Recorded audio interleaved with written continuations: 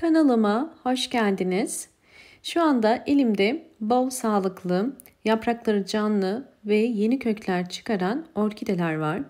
Orkidelerin hem yapraklarının canlı olabilmesi hem de yeni kökler çıkarması orkidenin sağlıklı olmasına bağlı.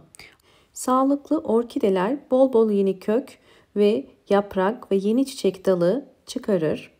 Orkidelerin yeni kökler ve yeni yapraklar çıkarmasını teşvik etmek için bugün aloe vera'dan faydalanacağız. Aloe vera yaprağını hemen bir keskin bıçak ile kesiyorum.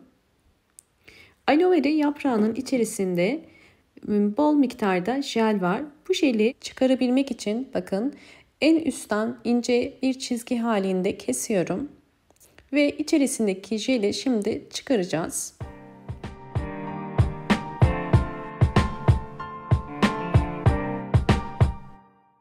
Evet, yaprağın içerisinde bu şekilde bir yapışkan jel var. Bu jel orkidelerinizin kök çıkarımını kolaylaştırır. Bu jeli orkidelerinizin gövde kısmından eğer yeni kökler çıkarmasını istiyorsanız mutlaka haftada bir kere ya da 2 kere bu şekilde gövde kısmına sürebilirsiniz. Bu gövde kısmından orkidenin kök çıkarmasına yardımcı olacaktır. Ya da üzerinde bu şekilde tutarak sürekli üzerinde kalmasını sağlayabilirsiniz. Ben plastik bir ip ile bağladım. Bakın görüyorsunuz bu şekilde üzerinde sabit tutacağım.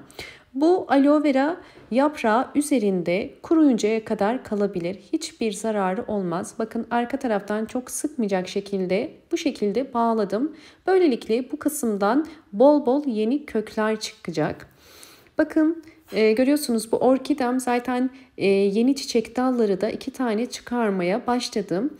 Yine çiçek dalı çıkarmasını da teşvik ediyor.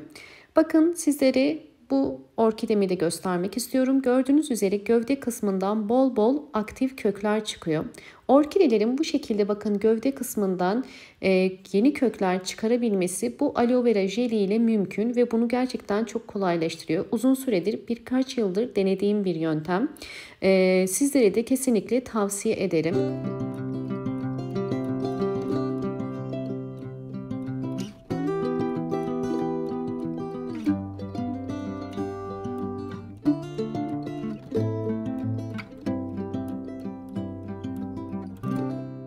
Orkidede sadece kök çıkarmak için değil, yeni çiçek dalı çıkarmak için de aloe vera kullanacağım. Bunun için budama yapıyorum.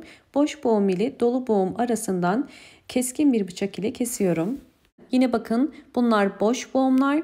Sadece dolu boğumları bırakıyoruz.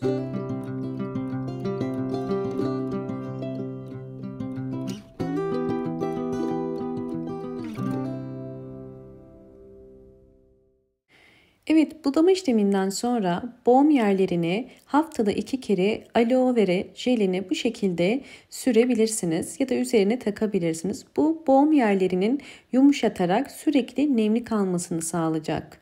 Ve bakın bu şekilde yeni çiçek dalları çıkaracak. Bunlar budama sonucu çıkan yeni çiçek dalları, yan dallar. Bakın bu da yine aynı şekilde budama sonucu yan dal çıkaran bir orkidem, daha çok küçük. Yani aloe vera jeli ile sadece kökler değil yeni çiçek dalı çıkarmasına teşvik edebiliriz. Gördüğünüz üzere yine bir dalda birden fazla çiçek dalı çıkaran bir orkidem. Bu yöntemde mutlaka faydalı sonuçlar alırsınız. Şu anda ilkbahar ayındayız ve orkideler için tam çiçek çıkarma dönemi. Bakın yan daldan tomurcuklanıp tamamen çiçeklenen bir orkidem. Şimdi sizlere hiç çiçek dalı ve kökü olmayan orkideler için yeni bir yöntem daha göstereceğim. Bu da uygulayacağımız 3. yöntem. Yine aloe vera jelini bakın çıkarmak için kenarlardan keskin bir bıçak ile bu şekilde kesiyorum. Ve içerisindeki jeli çıkaracağım.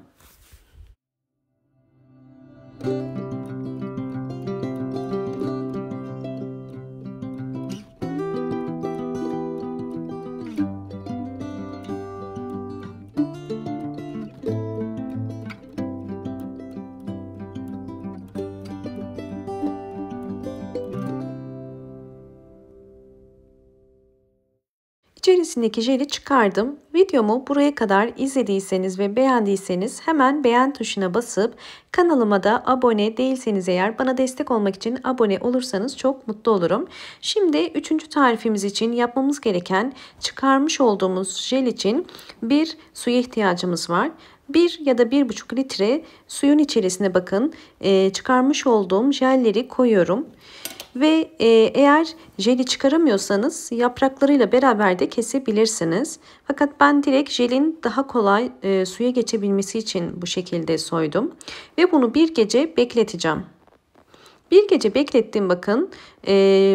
Jelli suyum artık hazır. Gördüğünüz üzere artık renginde de ufak bir değişiklik var.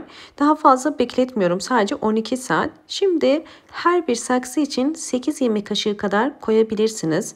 Ölçü olarak yukarıdan su koyduğunuz zaman eğer saksının tabanındaki tabak bakın bu şekilde doluyorsa bu ölçü olarak yeterlidir. Daha fazla bu sıvı bitki besinden koymanıza gerek yok.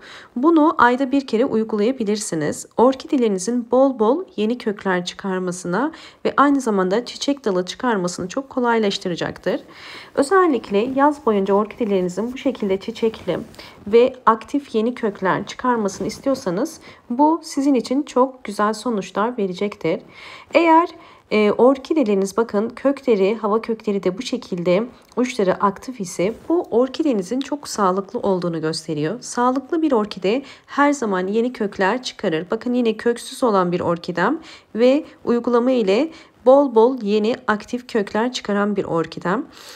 Özellikle bu yöntemde mutlaka bol ışık alan bir pencere kenarına da koymayı unutmayın.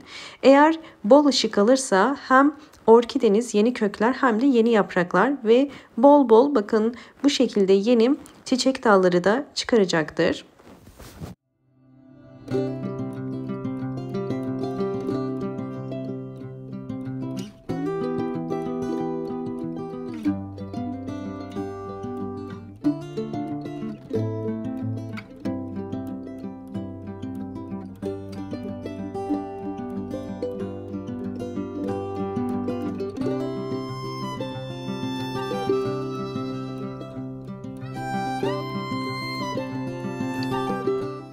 Orkidelerin önceki ve sonraki hallerini de sizlerle paylaştım.